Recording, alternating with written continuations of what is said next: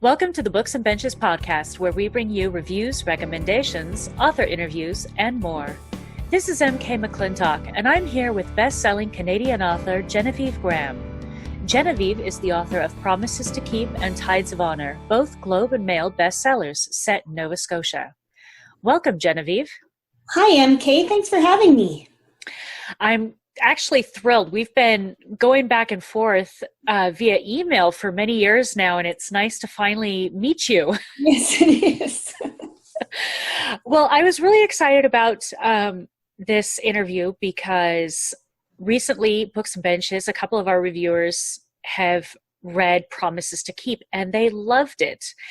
And so first, let's just dive right in. Your books are rich in history, and we're going to talk about the vivid details depicting life in your historical settings, especially amidst the tumult of war. But first, can you tell us a little bit about how you first came to writing novels? Yes, for sure, because to me it was actually a big surprise because I'd never intended to be a writer.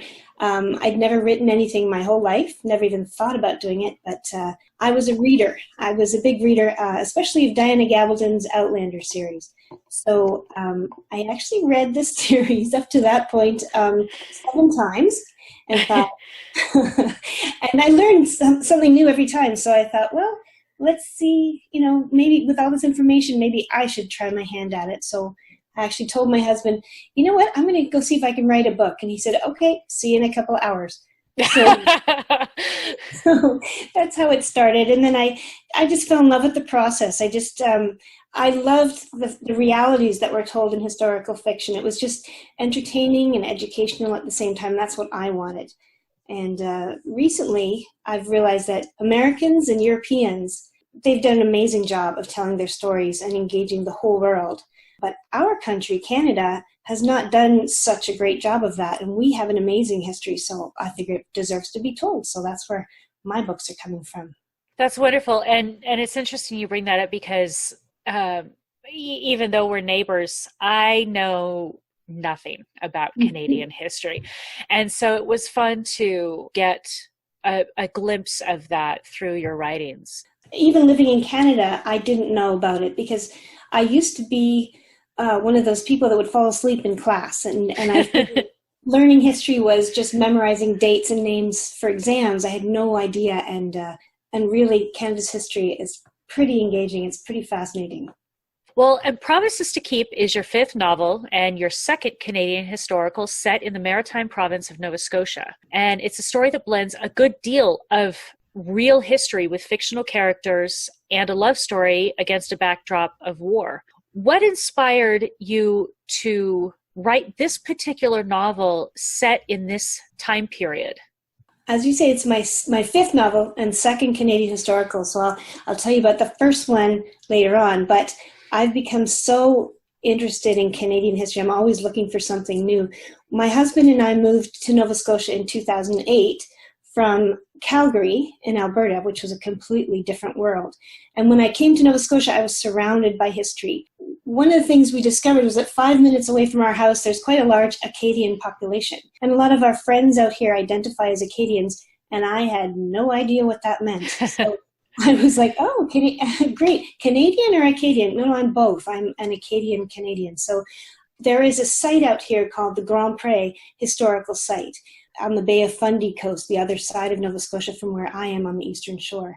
And my husband and I went out for a mommy and daddy weekend out in Grand Pre and went to their fantastic museum. And I learned all about the expulsion, about the things that were done, the unspeakable things that were done to 10,000 Acadians simply for being in the wrong place at the wrong time. And I knew it was a story that needed telling. I personally know little of Nova Scotia and have found myself fascinated by the history. So other than visiting this museum, what kind of research did you do for this book and your first Canadian historical, Tides of Honor? I started off by sitting down with the archive people around here.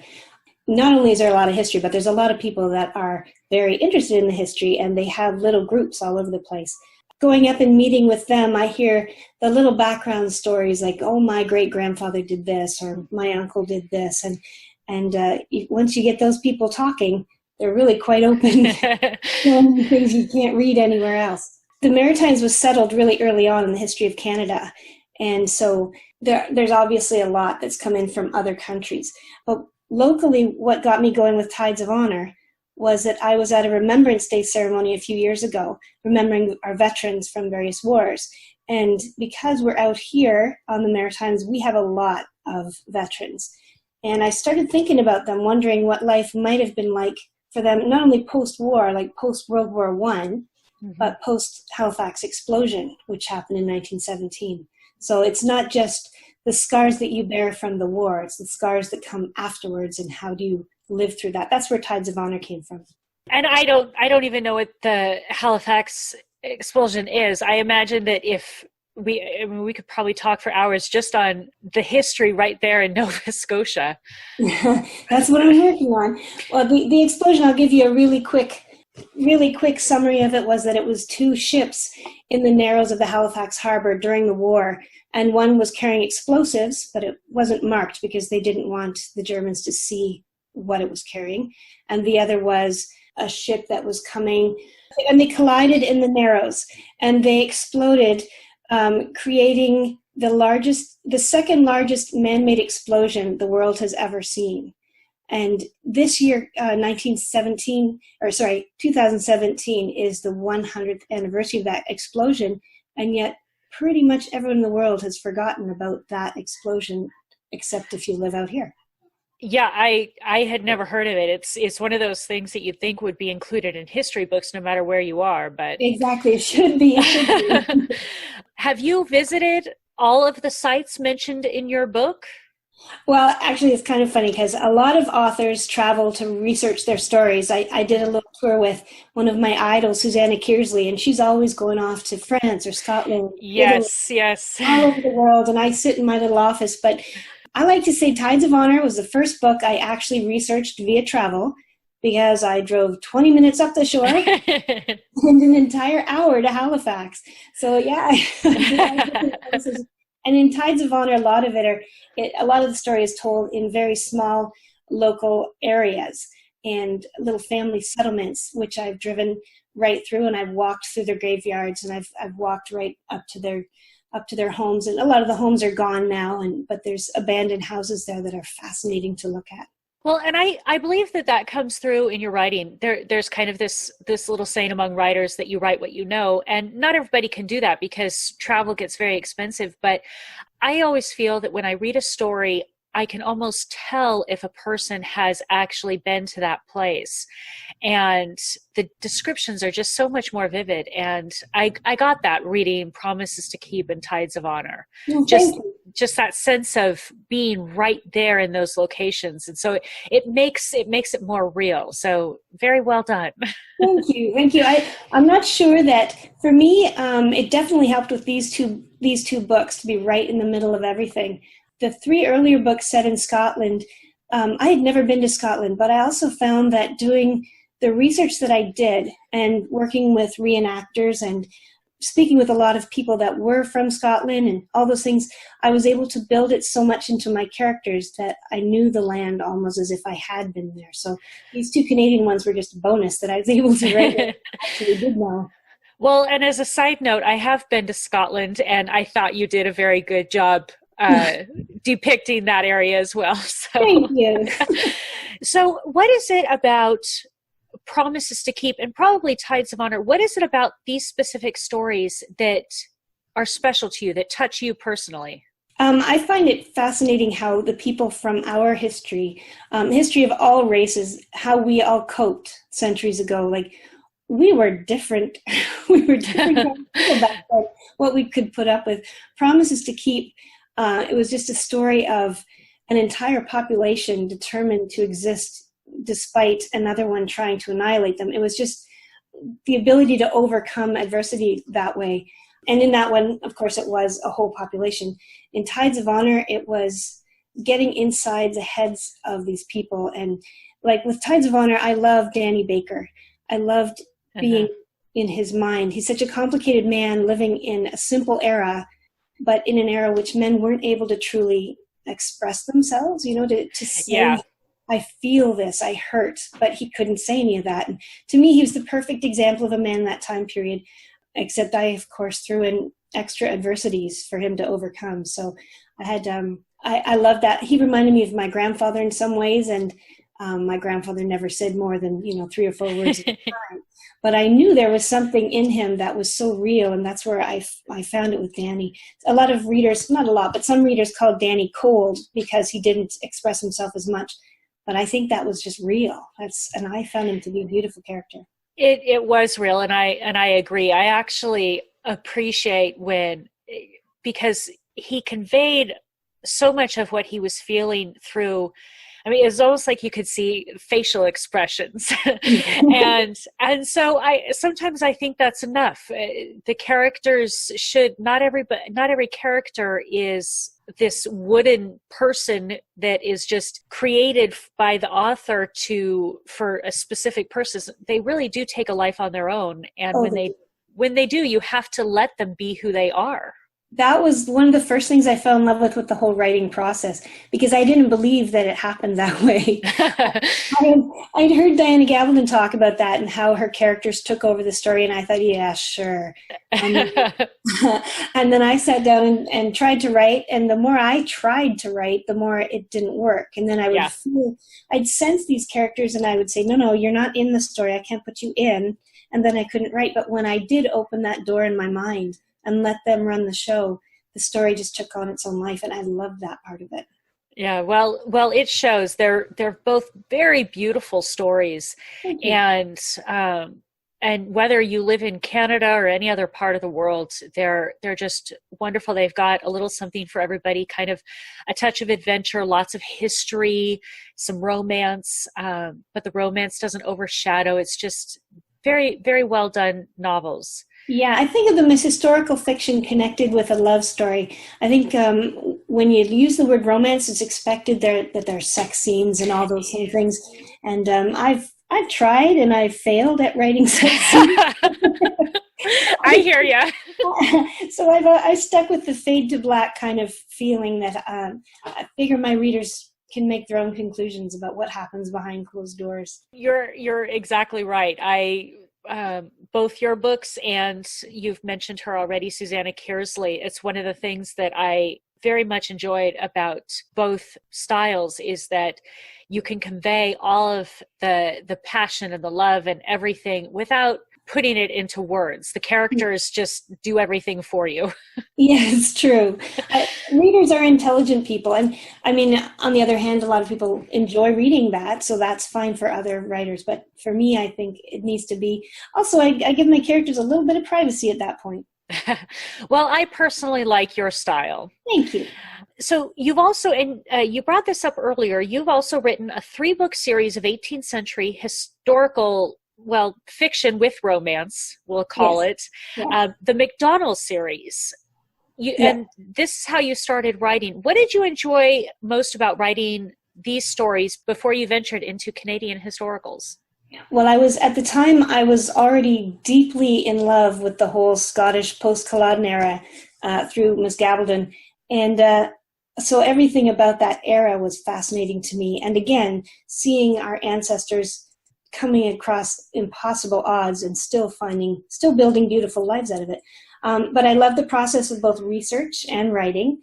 And then when I learned about the characters speaking for themselves and showing me how to write, that was amazing. That was like a kind of meditation for me. If I didn't get to write at least once a day and hear these people talking to me, then I got a little bit stressed out. And then in those 3 books, it was there was magic in them as well, which I think it's a vehicle that can make a story easier or harder to tell, because some of it isn't real, right? Some of it is these characters could speak to each other within their minds from thousands of miles away. But I enjoyed that aspect of it too. It's not as realistic as what I'm doing now, but it was a lot of fun to write. I would imagine so. Well, I like the way that you did it, because even though intellectually it wasn't real, it kind of felt real. It was one of those instances where you thought, oh, wouldn't that be cool if that really did happen?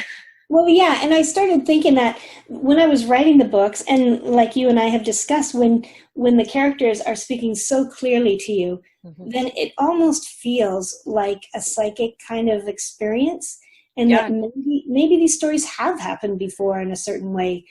They may not have been speaking to each other thousands of miles away through their thoughts, but maybe the stories did happen to these people, and who's to say they didn't, which is fascinating to me as well. Well, it's wonderful. I've certainly enjoyed reading all of your work. Thank you. Writers like to keep a lot of their works in progress and projects close to them and not reveal too much because it can be a very personal experience. But can you tell us a little something about what you're working on next? I can, because I'm actually really excited about, well, there's two things, at least two things I'm working on right now. The first is that I just handed my final edits to my publishers of the sequel to Tides of Honor. That one, I couldn't just leave the story because not only was I totally engaged with those characters, but so much happened a little bit later, if you recall. After 1917, add about 22 years, and you're in the next war. So I had the same Baker family. I had Danny and his family, but during World War II. So the children in the first story have grown up, and everything is changing. The world is changing around them. So that was very exciting to me. I can't wait. That's going to be out next spring. And the one I'm currently in the midst of, I think, is going to be a pretty big book. I'm writing the beginning stories of the Mounties, so the Royal Canadian Mounted Police, who were then the Northwest Mounted Police out in the prairies, but I'm taking them up to the Klondike Gold Rush. So we're going to be up in the Yukon, and that story is particularly interesting to Canadian readers, I think, because there's a feeling, there's an understanding that the Yukon, the gold rush was a Wild West kind of a situation, and Dawson City was entirely out of control. But the truth is that when the prospectors came over the trail and were on their way to the goldfields, they had to surrender all their weapons to the Northwest Mounted Police, who were standing guard on top. So the story's been twisted in the past, and it's time to set that story right. Well, and another piece of history I Exactly. know very little about, but I remember when you first told me what you were working on, and I was so excited because I love stories about that whole region, the Yes. Yukon, and to add in the mounted police, which people down here in the States and in other parts of the world, they don't know a whole lot about they just think, okay, they wear funny hats in movies, but at the same time, that's really just not who they are.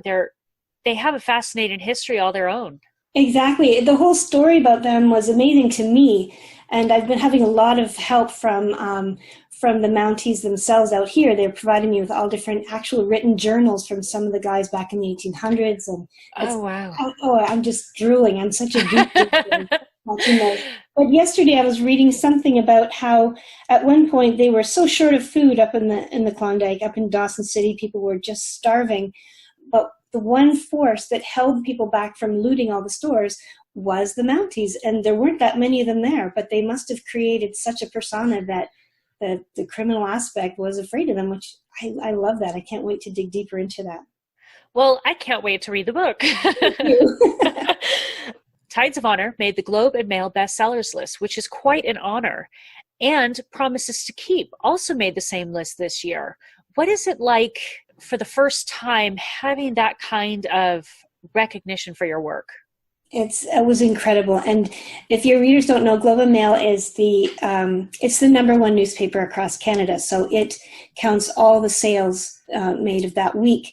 So it's kind of like our New York Times. It is. It's it's a Canadian version. That's the only one that exists up here. So it was a phenomenal moment for me. I was actually on the book tour with Susanna Kearsley when that happened. And I was in Calgary, which was perfect because my mother was there and some of my friends were there. And my publicist from Simon & Schuster stood up and said, "Genevieve, before you speak, I would just like to congratulate you for putting Tides of Honor on the Globe Mail bestsellers list." And I just about fell over in front of it. And then I followed it online, and it stayed up there for 8 weeks, which I was just amazing. But then that was in 2015. And then this past April 2017, Promises to Keep came out, and it hit it as well. And the really neat thing for me was that when Promises went up on the list, it brought Tides back with it. So both of them were on the list, and they both still are. It's not the general fiction list, but it's the Canadian historical fiction list, or general historical fiction list across Canada. That's wonderful. Well, congratulations on both. It's not easy to achieve those lists, and so well done. Thank you. Now, your books are currently available in ebook, paperback. What about audiobooks? Will we be seeing those in our future? Tides of Honor and Promises to Keep are soon going to be up on audible.com. This is a brand new thing I've just learned about the other day, so I know that they are just about to go into production. Well, that is wonderful. Congratulations. I love listening to audiobooks while I'm driving, and I'm always fascinated. I'm actually now curious to see what kind of narrators they're going to get for your stories. Me too. I can't wait to hear that. I'm hoping, personally, I think Tides of Honor should be a male narrator, and then Promises could be female, but I don't know what they're going to choose. And I guess I get a tiny bit of input, but not much. It's kind of like helping publishers with book covers. We have very little input into that, so we'll see what they do with the audience. Well, you got lucky though. Your book covers are for both Promises to Keep and Tides of Honor are beautifully done. Aren't they striking? I love them. I can't wait to see what they do for the next one. Well, very exciting. What readers have been saying about the writings of Genevieve Graham. Stepping into Promises to Keep is like stepping into the lush forest of a whole new world. The novel sings with power, adventure, and heart. Evocative of place and time, a novel blending tragedy and triumph in a poignant and uplifting tale that's sure to leave its mark upon your heart. Genevieve Graham's passion for Scottish history shines through in every delicious word she writes. Beautifully written, riveting novel. Graham is a remarkable talent. How do you feel when you hear things like that from other authors and readers? It's still a surreal thing. My first book came out in 2012, and when I first read those things, it's surreal, because when the book first comes out, every single book when it comes out, you're terrified nobody's going to like it, and no one will buy it, and every kind of review will be, what is this joker thinking? But then you see these things, and it's just wonderful. Like, it makes everything worthwhile, and it tells you you're on the right track and keep going. Well, it's been absolutely a pleasure to visit with you today, and thank you so much for taking the time to share with the readers a little bit more about your writing. It was absolutely my pleasure. I love that you and I finally connected. Oh, it has been fun. I've done this with a few authors, and it seems years, and I thought, finally, you'd think that we would have done this sooner. Yes. Well, thank you for tuning in today. We hope you've enjoyed spending time with Genevieve Graham as much as we have. You may learn more about the author at her website, genevievegraham.com, and you may find her books in ebook and paperback formats, and soon audio, at your favorite booksellers.